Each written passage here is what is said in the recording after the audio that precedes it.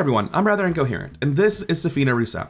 She's the last investigator in my F tier that we haven't talked about yet, and the series of videos where I go over the weakest characters in the game, or at least the ones I perceive that way, and talk about why I perceive them to be so weak, and in spite of that, why I believe they're still good enough to beat pretty much anything the campaign can throw at you. Because despite the fact that I think Sefina is pretty much a terrible investigator in every respect, I also think that she can deal with most campaigns. Let's start with her stat line, 4-2-2-4. With 4s in head and foot, it's great Mythos defense, and as Rogue 0-5, Mystic 0-2, she has the cards to make it even more reliable than that, and she is very Mythos resilient in spite of her 5 meat soak. However, she can't play a traditional game. This 2 in book and 2 in fist will never be workable numbers. She has to leverage her defensive stats proactively. Now, as Rogue 0-5 and Mystic 0-2, that sounds eminently doable, but this head stat's a lot harder to use than you might initially think it is. She can't really reliably use a mask to boost up the head like many other characters can because she only has access to Cat Mask and no good way to fuel it. Which means she needs passive head bumps because she can only use the early game assets for Mystics. She can't get level 3 and higher, meaning Rite of Seeking level 2 is pretty much the only upgraded Mystic asset she'll get. Other than that, she can get a Divination or a Branding Thugga, and outside of that, you're stuck with level 0s that do not even have bonuses. So you need a lot of passive head boosts to make your Mystic side work, and with cards like Read the Signs and Spectral Razor only adding 2, things that would normally be a guaranteed success like Read the Signs at 8 or Spectral Razor at 7+, now they're just rolling against the bag and easily able to be failed without some additional boost somewhere. So I find that the Mystic half of her card pool is actually a lot harder to build around than the Rogue half. And that's fine, as long as you have a deck type that works, then you're going to be good. You don't need to have a ton of variety. There doesn't need to be a head-based Sefina and a foot-based Sefina, but in the past I've tried very hard to build head-based Sefina, and I have never found anything that felt worth running. So Sefina is sort of locked into playing a Foot Matters Rogue just by virtue of what her stats are, and the question is, can you make 4 foot into a good Foot Matters character with Sefina's ability and card pool? Mystic 0-2 will help you defensively, stuff like Promise of Power, Ward of Protection. You can even run Rite of Seeking just to have it, as testing at 6 for 2 clues several times. But it's not going to help you use your foot very much, and that's going to be the core of what the deck does. So the question is, can mono green 4 foot Foot Matters really be a good deck on its own right? And if her ability's strong, then that can help a ton. So let's talk about what her ability is. First, when you would draw your opening hand, draw 13 cards instead, choose up to 5 events to place beneath this card, being Sefina, and keep 8 cards in your opening hand, discard the rest, you cannot mulligan. Now, some people say that Sefina sees 3 more cards, and that implies that she sees 30% more cards in her mulligan, and I think that's maybe not intellectually dishonest, but certainly incorrect. You only see 3 more cards if you're hard mulliganing for a specific card. And I'm sure there are a handful of people who are honestly comparing Sefina to somebody else, where they just like hard mulligan every single card for Chuck Fergus and nothing else on both characters. And that really is going to be a 10 to 13 comparison unless you hit an early Chuck. But if you do hit an early Chuck, you only toss like 3 other cards and keep it easy mark. That mulligan, you saw 8 cards. There are tons of characters where you hold an easy mark and you hold some assets, but not all assets. And on average in a mulligan, you hold like 1 or 2 cards and then you see 3 more and you total out to 8 versus 13. You see a lot less than Sefina does. Of course, Sefina does have a 33 card deck and 2 signature events, which at the end of the day does mean she's not as consistent as the 13 card opening hand might imply. But regardless, it is still meaningfully more consistent than a normal opening hand. It's also just plus 3 cards at the start of the game, even assuming you can't interact with the events beneath you in your opening hand. Now, what do you do with those cards that are beneath you?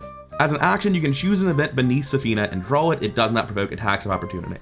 So obviously drawing, knowing you're going to hit an event and not provoking attacks of opportunity is better than a normal draw action. You can use it in more circumstances, and knowing what you hit increases the value of a draw. This is better than the normal basic action draw, but not tremendously. And one way to visualize what I mean when I say not tremendously is in a different character, right? Those events would just be the next cards in your deck, wouldn't they? You would draw, and having not seen the additional cards in your mulligan, they would just be the cards on top of your deck. So I don't really tremendously value picking what you see unless you're in a situation where you're willing to do like double action to play Intel Report specifically, because in any other circumstance, you really would get the same value out of taking the draw action. So for putting cards under her to be beneficial, it really has to come down to duplicating them. So you get 3 copies of the Painted World, which is up to 3 duplicated events beneath you. And then they also commit for head, foot, question mark, so whatever stat you're using that you cared about, it commits for 2 of them. And it's really hard to get into what the Painted World is worth because even in the same Sefina deck, different opening hands commit different value. Sometimes you have more money to spend more freely because you only hit economy events in your top 13. Sometimes it allows you to duplicate intel reports and you get a ton of clues. Sometimes it allows you to duplicate spectral razors and you can flex fight a lot more. It's hard to predict exactly what sort of value the Painted World will give you, but in general, having your signature card just be copies of the events in your deck is probably an above average signature. Because I think a lot of signatures are actually worse than the cards in your deck, and they're just okay. The Painted World is fine.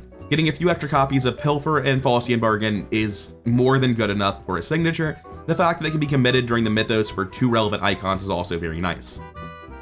But the reason that I bring up that like it's a nice signature, but really it's just the same as having your signature be like a slightly toolboxy card that is just the events that are already in your deck, it's not like a blow you away signature. The fact that you're duplicating this stuff isn't really game breaking. There's no event that's only okay because you can only play 2 copies of it. It's just generically good value when you use the Painted World. And the reason I have to bring this up is so that we can go back and reread her starting ability. Putting cards under her isn't the biggest deal in the world. The events under her just let you duplicate them with Painted World or draw them with a draw action.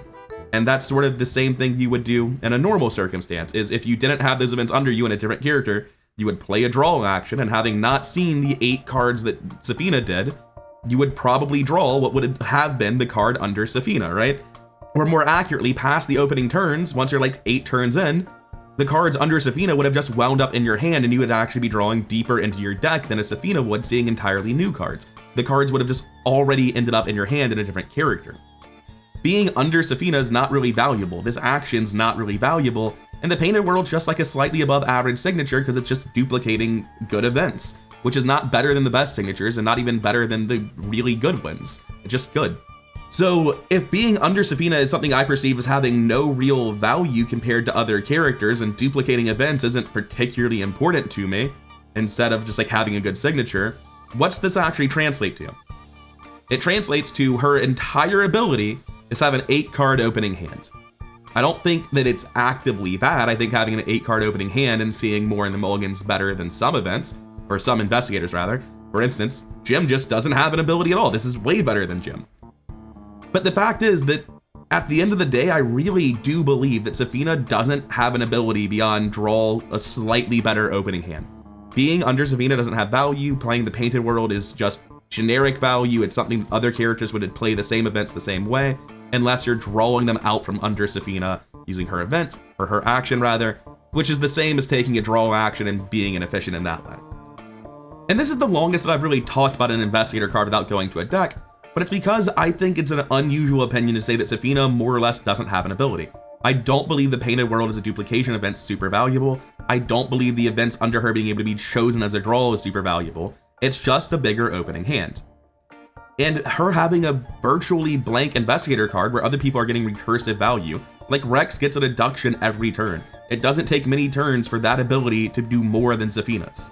This is a way, way behind the best abilities in the game and not even close to being the midpoint. She's well below average in terms of what this ability does. And so now when we come back to the original question, can we make 4-foot work as a Foot Matters rogue who's really not getting a card pool assisted in any way? We're also not getting assisted by her ability, not really. Coming over to an endgame Foot Matters deck for Sefina, 51 experience is a lot, but again, Karen's Obel, you can get this even in Carcosa with relative ease.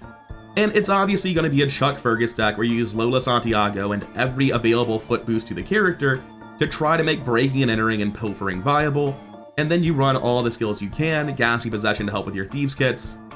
I don't know that this is the correct way to build it. I'm also not on the correct view, so here's a much better view of the deck. The issue with Sefina and duplication events is that very often the case is that you can play pilfers just barely with your economy, and when you're duplicating random stuff, if you duplicate only the pilfers, you can't afford them because you need more Faustian bargains. If you duplicate only the Faustians, you need more pilfers to actually use them, and a lot of the time I end up with a collection of events under Sefina where it's like, yeah, it's fine, it's not incredible, but it inherently creates a problem to try to play the collection of events that I got under me multiple times. And in this final deck, if you hit Chuck Fergus, the deck is incredible. But I want to be clear, if we're talking about an in-game rogue deck, hitting a specific key card every rogue is great. I have no real issue with this deck. I'm sure it can be optimized. I haven't played a Sefina since my second ever campaign in Dunwich, but this level 8 deck, or not level 8, the scenario 8 deck is not really important to the criticism against Sefina, because I know that any rogue can make pretty much any stat work in scenario 8. The real question, and the real reason she's down in F tier, is the scenario 1 deck. Even with in the thick of it, I would never take Karen Zobel first go on her. She needs the Moon Tarot. She needs a ton of events, so she wants early easy marks. This stuff's really important for her. And then with the rest of the deck, you're just trying to figure out, how do I make breaking and entering pass? How do I make pilfer pass? Make lockpicks as good as possible, use all these thieves kits. There's a real chance sleight of hand should be in here, because you're trying to do the same sleight of hand thieves kit thing that Winifred does, just much, much worse.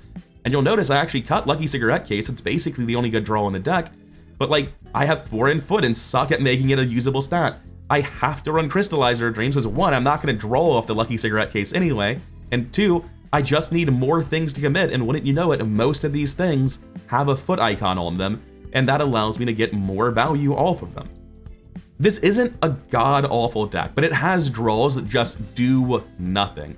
It has 5 meat soak and literally no soak in the deck, and however you adjust it, some problem becomes worse. Is it too frail to physical damage? Is it missing things that you need to make your actual events pass more? How bad is the draw? There's always something that my Sefina deck feels like it very badly lacks at the start, and then no matter what I do, I'm really at least 10 experience in the hole because I have to run Chuck Furcus.